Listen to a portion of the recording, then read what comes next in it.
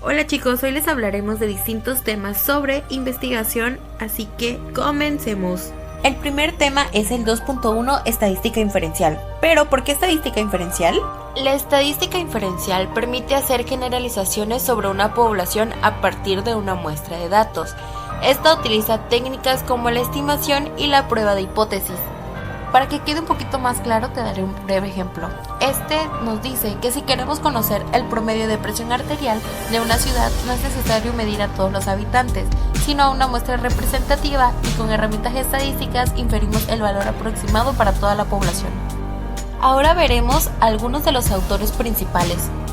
Primero tenemos a Pierre Simons de 1749 a 1827 y a Carl Friedrich de 1777 a 1855. Continuamos con Ronald Fisher, este fue de 1890 a 1962. Y por último, pero no menos importante, tenemos a Jerzy Neyman 1894 a 1981 y a Egon Pearson 1895 a 1980. La estadística inferencial también cuenta con algunas características, pero ¿cuáles son? La primera es que usa muestras para hacer inferencias sobre poblaciones. Como segunda tenemos que emplea distribuciones de probabilidad. Y la última característica es que trabaja con márgenes de error y niveles de confianza. Ahora veremos el 2.1.1 pruebas de significación estadística. Son herramientas que ayudan a determinar si los resultados obtenidos en una muestra son lo suficientemente sólidos como para generalizarlos a una población. 2.1.1.1 T de Student. La prueba T es una prueba paramétrica que se utiliza para comparar las medias de dos grupos de acuerdo con Kim 2015.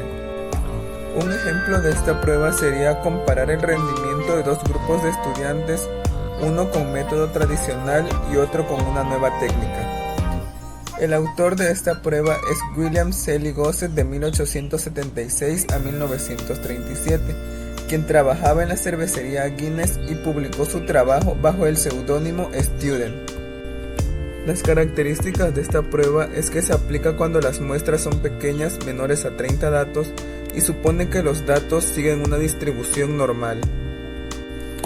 Dentro de sus ventajas está que es fácil de aplicar y útil para estudios con pocos datos. En sus desventajas podemos encontrar que es sensible a la normalidad de los datos y la homogeneidad de varianzas. Dentro de los tipos tenemos de dos muestras para datos independientes, datos relacionados o emparejados, varianzas iguales o heterogéneas, de una cola o de dos colas, y la prueba T de una muestra. Análisis de varianza, o también conocido como ANOVA, permite comparar las medias de tres o más grupos para ver si hay diferencias significativas entre ellas, según Fisher en 1935. El autor de este análisis es Ronald Fisher, quien lo utilizó para analizar experimentos agrícolas. Por ejemplo, comparar el rendimiento académico de estudiantes que usaron tres métodos de estudios distintos. Una ventaja de este tipo de análisis es evitar hacer múltiples pruebas T, reduciendo el error. Una desventaja es que requiere que los datos cumplan con supuestos de normalidad y varianzas iguales. Existen 4 tipos de ANOVA. La primera es la de una vía, la segunda es de 2 vías, la tercera es de medidas repetidas y la cuarta es el factorial. Análisis de covarianza ANCOVA. Es una técnica estadística que combina el análisis de varianza ANOVA y la regresión lineal para comparar las medidas de diferentes grupos, mientras que controla el efecto de una o más variables continuas llamadas covariables.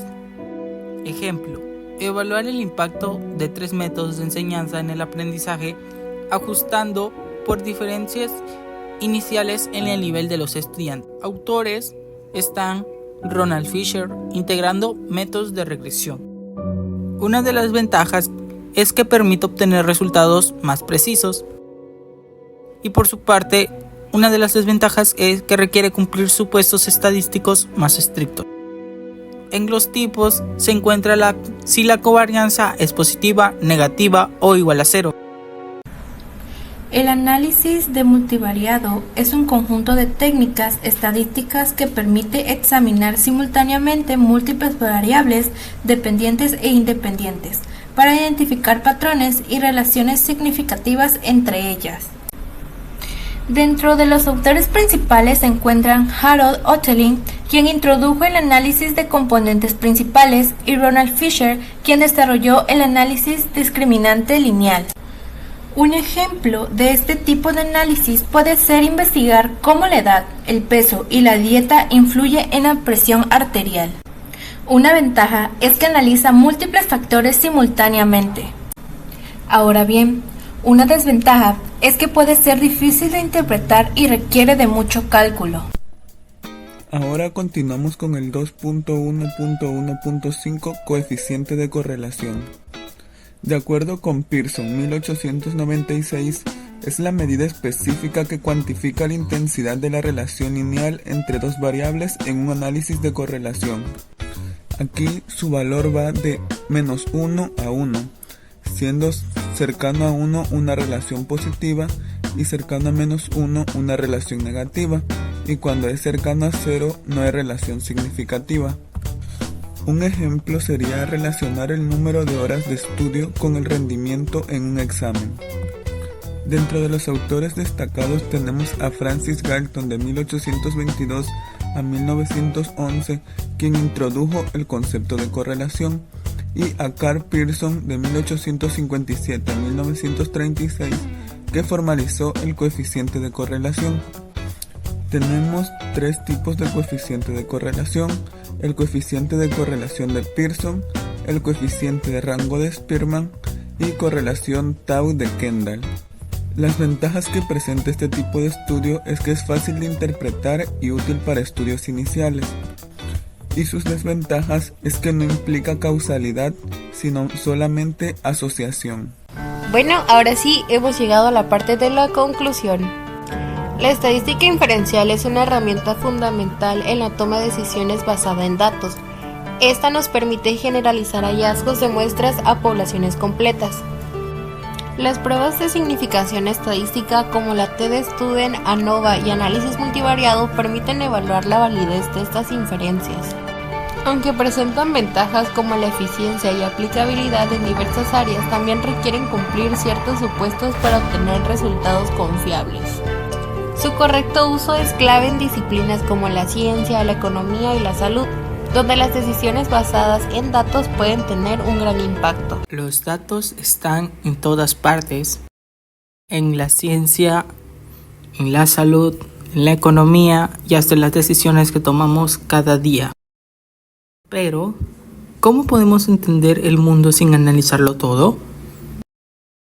Aquí es donde entra la magia de la estadística inferencial.